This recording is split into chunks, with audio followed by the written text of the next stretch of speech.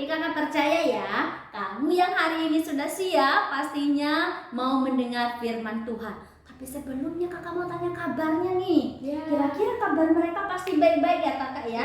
Coba kita tanya ya. Apa kabar adik-adik? Bersama Yesus, dahsyat, luar biasa. Yes, yes, yes. Wow, pastinya semuanya sehat karena Tuhan Yesus menolong. Kita akan berdoa, mari lipat tangan, tutup matanya, tundukkan kepala. Tuhan Yesus yang baik, kami sangat senang hari ini. Kami diberi waktu untuk mendengar firman Tuhan dan kami berdoa dimanapun adik-adik kami mendengar. Tuhan tolong mereka boleh menjadi pendengar yang baik dan terlebih mereka boleh percaya Tuhan Yesus sungguh-sungguh. Berkati mereka ya Tuhan dan kiranya mereka tetap sehat dimanapun berada. Di dalam nama Tuhan Yesus kami berdoa. Amin.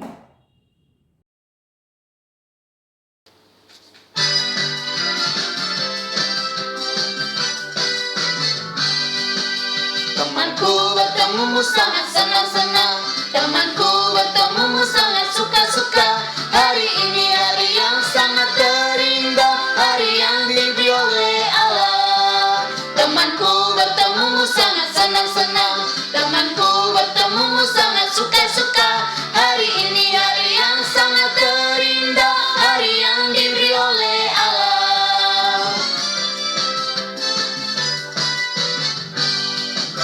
Temanku bertemumu sangat senang-senang, temanku bertemumu sangat suka-suka. Hari ini hari yang sangat terindah, hari yang diberi oleh Allah.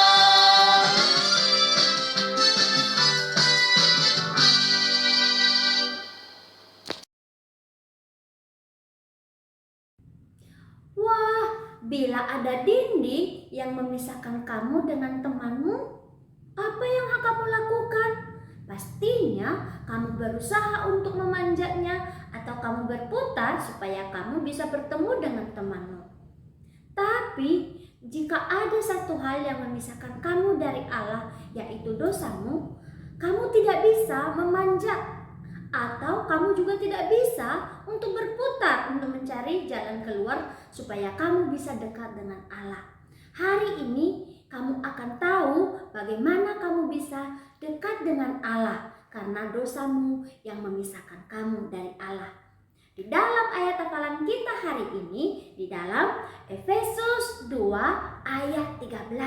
Sebutkan bersama kakak, Efesus 2 ayat 13. Sekali lagi, Efesus 2 ayat 13. Kita baca ya. Cara bacanya dari alamat, isi, kembali ke alamat. 1, 2, 3. Efesus 2 ayat 13. Tetapi sekarang di dalam Kristus Yesus, kamu yang dahulu jauh sudah menjadi dekat oleh darah Kristus. Efesus 2 ayat 13. Sekali lagi dong. 1, 2, 3. Efesus 2 ayat 13. Tetapi sekarang di dalam Kristus Yesus, kamu yang dahulu jauh sudah menjadi dekat oleh darah Kristus. Efesus 2 ayat 13. Nah, adik-adik bisa ya baca bersama-sama dengan kakak lagi. 1, 2, 3. Efesus 2 ayat 13. Tetapi sekarang di dalam Kristus Yesus, kamu yang dahulu jauh sudah menjadi dekat oleh darah Kristus. Efesus 2 ayat 13. Kakak akan jelaskan ya apa maksud dari ayat hafalan kita. Dikatakan tetapi sekarang di dalam Kristus Yesus, artinya bila kamu datang kepada Tuhan Yesus sebagai datang kepada Dia, maka jadinya kamu dosamu diampuni. Kamu yang dahulu jauh artinya kamu terpisah dari Allah karena dosa-dosamu. Hal-hal yang salah yang kamu lakukan yang tidak menyenangkan Allah. Contohnya kamu berbohong, kamu tidak percaya Tuhan Yesus, dan kamu melawan, dan lain sebagainya. Itu memisahkan kamu daripada Allah. Sudah menjadi dekat artinya ketika kamu percaya kepada Tuhan Yesus sebagai juru selamatmu, dosamu dapat diampuni dan kamu bisa datang kepada Allah. Jadi ayat hafalan kita hari ini, ingat, satu-satunya jalan supaya kamu bisa dekat dengan Tuhan yaitu percaya kepada Yesus anaknya yang sudah mati untuk mengampuni dosamu di atas kayu salib. Kita hafal lagi. 1, 2, 3. Efesus 2 ayat 13. Tetapi sekarang di dalam Kristus Yesus, kamu yang dahulu jauh sudah menjadi dekat oleh darah Kristus. Efesus 2 ayat 13. Bagi kamu yang sudah percaya Tuhan Yesus, ingat bahwa kamu perlu mengingat hal-hal apa yang Tuhan perbuat bagimu. Ia sudah menyelamatkan kamu atas dosamu. Ia mau kamu juga terus bersyukur dan menyenangkan hati Tuhan. Kamu yang belum percaya Tuhan Yesus, ingat bahwa dosamu memisahkan kamu dari Allah. Tapi kamu bisa datang kepadanya hari ini jika kamu percaya kepadanya. Maukah kamu percaya kepada Dia hari ini? Kita akan hafal lagi ayat hafalannya. 1, 2, 3. Efesus 2 ayat 13. Tetapi sekarang di dalam Kristus Yesus, kamu yang dahulu jauh sudah menjadi dekat oleh darah Kristus. Efesus 2 ayat 13. Wah, kira-kira kamu sudah bisa hafal apa belum? Kakak pastikan kita hafal lagi ya. 1, 2, 3. Efesus 2 ayat 13. Tetapi sekarang di dalam Kristus Yesus, kamu yang dahulu jauh sudah menjadi dekat oleh darah Kristus. Efesus 2 ayat 13. Nah, adik-adik, sambil kita hafal dan kakak akan menutup beberapa kata. Jadi kamu pastikan kamu hafal kata-kata yang ditutup, tapi kamu terus sebutkan. Kakak tidak sebut, tapi kamu sebutkan. Oke? Nanti kata yang kakak tutup itu adik-adik bisa lihat ya di layar. Oke, 1, 2, 3. Efesus 2 ayat 13. Tetapi sekarang di dalam kamu yang dahulu jauh sudah menjadi dekat oleh darah Kristus. Efesus 2 ayat 13. Mas, ingat apa kata itu? Di dalam Kristus Yesus. Nah, kakak tambahkan satu kata lagi ya. 1, 2, 3. Efesus 2 ayat 13. Tetapi sekarang di dalam kamu yang dahulu jauh sudah oleh darah Kristus. Efesus 2 ayat 13. Sekali lagi, kakak akan tambah katanya. Efesus 2 ayat 13. Tetapi sekarang di dalam kamu yang dahulu sudah oleh darah Kristus. Efesus 2 ayat 13. Kira-kira kamu bisa? Kalau begitu, semua kata-katanya kita tutup. Kamu bisa ikut kakak ya. 1, 2, 3.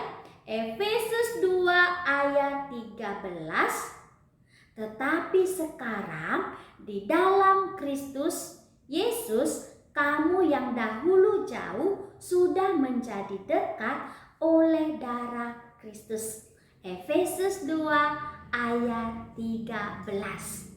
Wah, hebat ya. Kamu tetap hafal ayat hafalannya. Ingat, sepanjang minggu ini kamu menghafal ayat ini. Sesuatu akan terjadi. Tetapi ketika kamu melakukan satu perintah, maka kamu akan selamat dari malapetaka. Adik-adik, Allah telah berfirman juga kepada orang-orang Israel bahwa akan ada hal yang terjadi yang sangat mengerikan.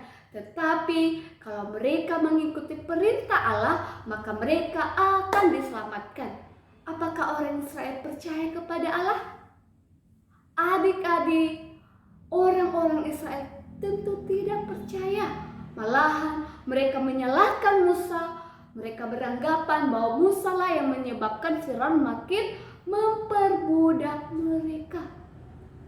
Adik-adik, pada saat itu Allah berfirman kepada Musa untuk pergi kepada Firaun, untuk meminta izin kepada Firaun supaya Firaun melepaskan bangsa Israel. Adik-adik, dengan penuh keberanian dia datang kepada Firaun. Dia datang menghadap Firaun. Firaun, engkau harus melepaskan orang-orang Israel ini. Adik-adik, apa yang dikatakan oleh Firaun? Aku tidak akan melepaskan mereka sebelum engkau memperlihatkan mukjizat yang dari Tuhanmu itu. Adik-adik, Musa melakukan apa yang diperintahkan oleh Firaun. Dia mengambil tongkatnya, dia melemparkan di lantai. Wah, adik-adik, apa yang terjadi? Tongkatnya berubah menjadi ular. Wah, adik-adik, Firaun dia menertawakan Musa. Hahaha, aku juga bisa melakukan itu. Wah, pada saat itu dia menyuruh ahli-ahli sihirnya untuk melakukan seperti yang dilakukan oleh Musa. Wah, tapi adik-adik, yang paling mengerikan, ular-ular Firaun dimakan habis oleh ular-ular Musa. Adik-adik, apakah Firaun mau melepaskan bangsa itu? Tentu tidak. Adik-adik, keesokan harinya mungkin Musa datang lagi untuk menghadap Firaun. Tetapi kali ini Firaun berada di sungai Nil.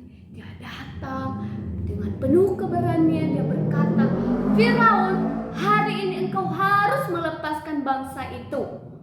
Kalau tidak, engkau akan melihat akan ada peristiwa yang akan terjadi. Adik-adik, dia tidak mau menghiraukan itu. Pada saat itu dia mengambil tongkatnya, dia melemparkan ke air. Ke air apa? Ke air sungai Nil. Wah, adik-adik, ketika tongkatnya sampai di air itu, apa yang terjadi? Air itu berubah menjadi darah. Wah, adik-adik, bukan hanya itu saja, bukan hanya di sungai Nil, tetapi di rumah-rumah orang Mesir, bahkan air minum mereka berubah menjadi darah. Itulah doa yang pertama yang dilakukan oleh Allah terhadap orang-orang Mesir itu. Wah, adik-adik, apakah Firaun mau melepaskan bangsa itu? Tentu tidak. Dia tidak percaya. Wah, pada saat itu air itu menjadi darah selama 1 minggu. Tetapi Firaun tidak peduli. Adik-adik, Firaun tidak percaya. Dia tidak mau melepaskan bangsa itu.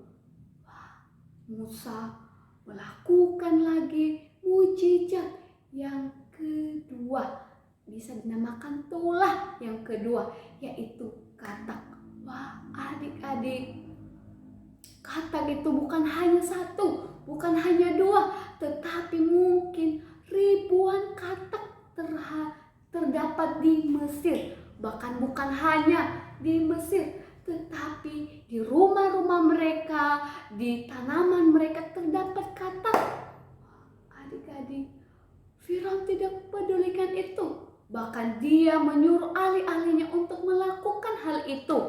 Dia menyuruh supaya mereka melakukan seperti yang dilakukan oleh Musa. adik-adik, karena Firaun tidak mau, maka Allah menurunkan tulah yang ketiga, yaitu nyamuk. Wah, adik-adik, mungkin orang-orang Mesir mengalami sakit, tetapi dia tidak peduli. Dia tidak peduli dengan orang-orang Mesir itu. Wah, adik-adik, pada saat itu dia tidak mau melepaskan bangsa Israel. Makanya adik-adik, Allah terus menurunkan tulah yang keempat, yaitu lalat pikat. Wah, adik-adik, orang-orang Mesir tidak percaya bahwa itu adalah Allah yang melakukannya. Bahkan Firaun tetap mengeraskan hatinya. Maka Musa menghadap Allah. Katanya, Allah, Firaun tidak mau melepaskan orang-orang Israel itu. Wah, Allah berfirman kepada Musa, Musa, pergilah kepadanya, dan aku akan menurunkan tulah yang kelima kepada mereka. Wah, adik-adik, tulah yang kelima yaitu penyakit sampar pada ternak. Wah, ternak-ternak orang Mesir ada sakit, ada penyakit. Wah, semua ternak-ternak mereka mati. Tidak ada yang tersisa. Mungkin di mana-mana ada bau busuk, tetapi Firaun tidak menghiraukan itu. Wah, mungkin karena terlalu banyak, dia datang kepada Musa. Dia berkata, Musa, hari ini engkau boleh pergi dan beribadah kepada Tuhan Allahmu itu. Tetapi engkau harus katakan kepada Allah supaya Allah melepaskan atau mengakhiri tulah ini. Wah, adik-adik, Musa menghadap Allah. Wah, tulah itu berakhir. Tetapi ketika Firaun melihat, wah, dia tidak mau. Dia berubah pikiran. Dia tidak mau melepaskan bangsa Israel itu. Wah, maka pada saat itu Allah terus-menerus melakukan mujizatnya. Wah, adik-adik, Allah menurunkan tulah yang keenam, yaitu bara. Adik-adik, penyakit bara ini terdapat pada manusia. Mungkin kamu pernah melihat penyakit kusta. Itu sejenis penyakit bara pada saat itu. Kulit-kulit mereka berbintik-bintik. Wah, adik-adik, Firaun tidak peduli. Wah, dia terus mengeraskan hatinya. Alkitab berkata bahwa hal itu Allah yang menghendakinya, supaya orang-orang yang tidak percaya melihat kuasanya. Wah, adik-adik, tetapi Firaun tidak percaya. Dia tidak percaya sama kuasanya Allah. Adik-adik, karena Firaun tidak percaya, dia tidak mau melepaskan bangsa itu, Allah terus-menerus melakukan mujizat yang ketujuh, yaitu, siapa yang masih ingat tulah yang ketujuh? Hujan es. Adik-adik, mungkin orang-orang Israel kedinginan, tetapi mereka tetap tidak percaya bahwa itu adalah kuasa Tuhan yang melakukannya. Firaun tidak mau melepaskan bangsa itu. Wah, adik-adik, karena Firaun mengeraskan hatinya, Allah mengirimkan tulah yang ke-8. Wah, siapa yang masih ingat tulah ke-8? Yaitu belalang. Adik-adik, pada saat itu Firaun melihat banyak belalang. Wah, belalang ini adik-adik bukan hanya satu, tetapi mungkin ribuan belalang terdapat di rumah, di kebun, maupun di tanaman mereka. Dan hal itu membuat tanaman mereka rusak. Tetapi Firaun tidak menghiraukan itu. Wah, dia tidak percaya kepada kuasa Tuhan itu. Wah, aku tidak mau melepaskan mereka. Wah, adik-adik, Allah berfirman kepada Musa, angkatlah kedua tanganmu. Wah, pada saat itu Musa mengangkat tangannya dan menghadap ke langit. Dan apa yang terjadi adik-adik? Wah, langit berubah menjadi gelap gulita. Adik-adik, mungkin kamu melihat sekarang pagi, tetapi pada saat itu berubah menjadi gelap. Wah, itu yang menjadi tulah ke-9 bagi orang-orang Mesir itu. Wah, adik-adik, Firaun tidak percaya. Dia tidak mau melepaskan orang-orang Israel itu. Wah, karena Allah melihat bahwa Firaun tidak mau melepaskan orang-orang Israel itu, Allah berfirman kepada Musa, "Musa, pergilah peringatkan kepada mereka bahwa ada tulah yang ke-10." Wah, tulah ke-10 ini adik-adik yaitu kematian anak sulung, baik anak sulung orang Mesir maupun anak sulung ternak mereka. Wah, Musa memperingati, dia menghadap Firaun dan dia berkata bahwa akan ada tulah yang ke-10 yaitu kematian anak sulung. Adik-adik, bagaimana cara orang-orang Israel bisa diselamatkan dari hukuman itu? Wah, ada satu hal yang mereka perlu lakukan, yaitu mengikuti perintah Allah supaya mereka tidak dihukum oleh karena tulah itu. Wah, adik-adik, kita juga, kakak, kita semua berhak untuk dihukum karena kita adalah manusia yang berdosa. Wah, adik-adik, dalam Roma 3 ayat 10 mengatakan, tidak ada yang benar, seorang pun tidak. Artinya, semua orang yang ada di dunia ini adalah orang-orang berdosa. Wah, adik-adik, apa itu dosa? Dosa adalah segala sesuatu yang aku pikirkan, yang aku ucapkan, yang aku lakukan yang tidak menyenangkan hati Allah. Contohnya, dosa apa? Wah, ketika kamu tidak mendengarkan perintah orang tua, ketika kamu diperingati tetapi kamu tidak mau mendengarkan, itu juga dosa. Ketika kamu dinasihati tapi kamu malah melawan, wah adik-adik, itu adalah contoh dosa yang sering kita lakukan di hadapan Allah. Adik-adik, dosa itu pasti ada hukumannya, yaitu kita terpisah jauh dari Allah. Wah, adik-adik, apakah kamu mau ditempatkan di tempat yang mengerikan itu? Tentu tidak. Allah sangat mengasihi kamu. Dia mau kamu bersama-samanya kelak di surga nanti. Adik-adik, orang-orang Mesir akan dihukum karena mereka tidak percaya kepada Allah. Tetapi adik-adik, orang-orang Israel akan diselamatkan dengan cara apa? Wah, Allah menyuruh mereka untuk membunuh apa? Domba. Dan setelah itu mereka akan mengambil darahnya dan mereka akan membubuhinya di pintu. Allah berjanji bahwa Allah akan melewati mereka dan mereka tidak akan kena hukuman. Wah, adik-adik, mengapa Allah melakukan itu? Karena Dia mengasihi orang-orang Israel. Kamu juga dikasihi oleh Allah. Allah itu adalah pencipta. Dia yang menciptakan langit dan bumi. Wah, adik-adik, ciptaan yang paling berharga, yang paling Dia kasih adalah kamu. Kita bisa melihat dalam Yeremia 31 ayat 3 mengatakan, Dia mengasihi kamu dengan kasih yang kekal. Artinya adik-adik, Allah mengasihi kamu selamanya. Dia mau kamu bersama-samanya di surga. Karena Dia adalah Allah yang sempurna. Dia tinggal di surga.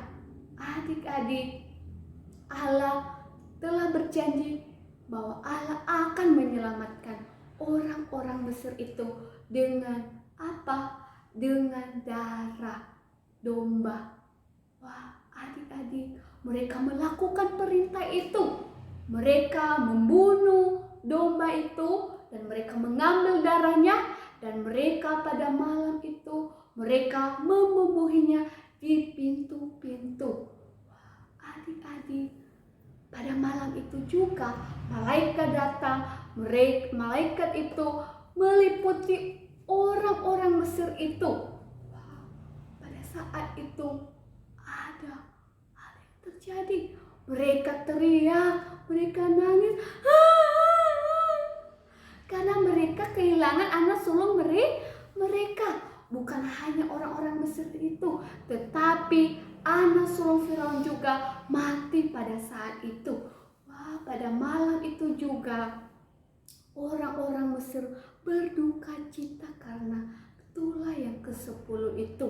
Wah, adik-adik, pada malam itu juga Firaun memanggil Musa dan dia berkata, "Musa, malam ini kamu juga harus pergi bersama dengan orang-orangmu itu. Tetapi harta yang ada di Mesir ini, emas, hewan, tidak boleh kalian membawanya."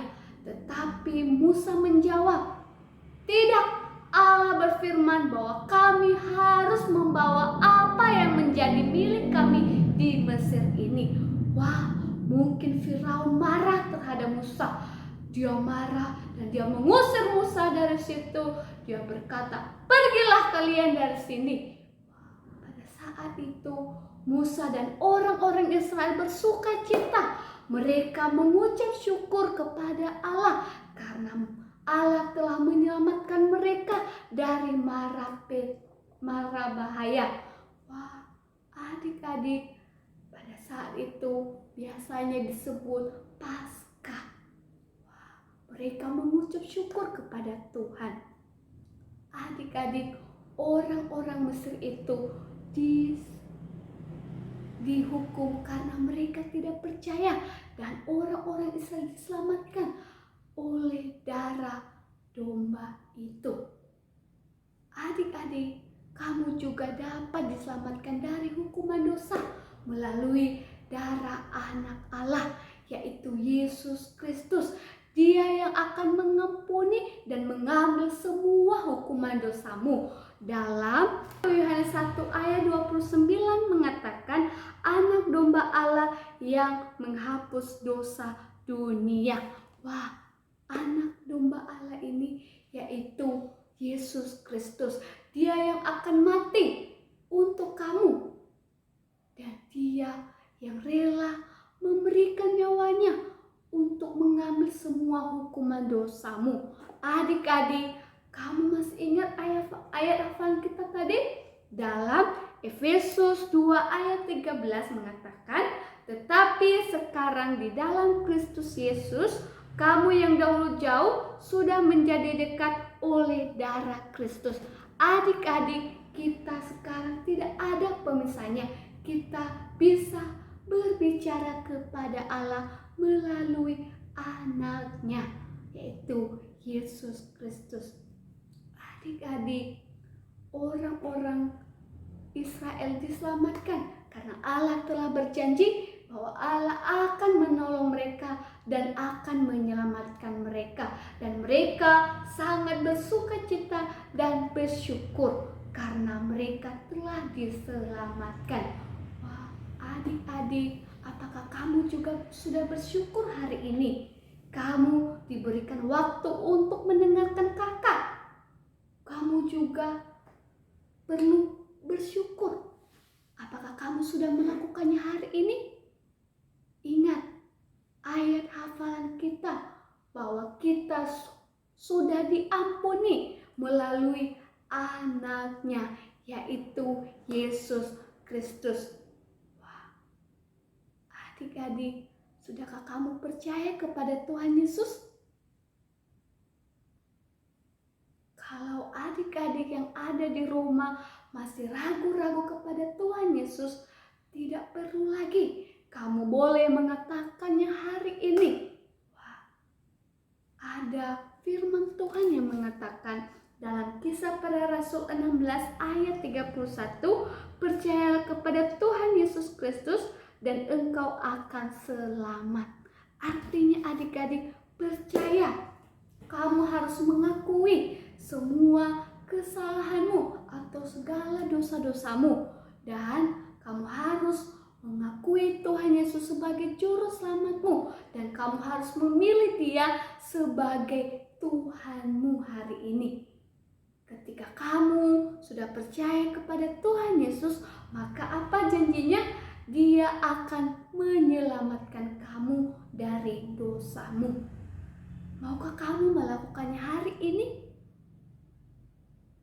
Ketika kamu mau melakukannya hari ini, kamu boleh berdoa di dalam hati, dan kamu perlu mengingat bahwa Allah telah menyelamatkan kamu melalui siapa?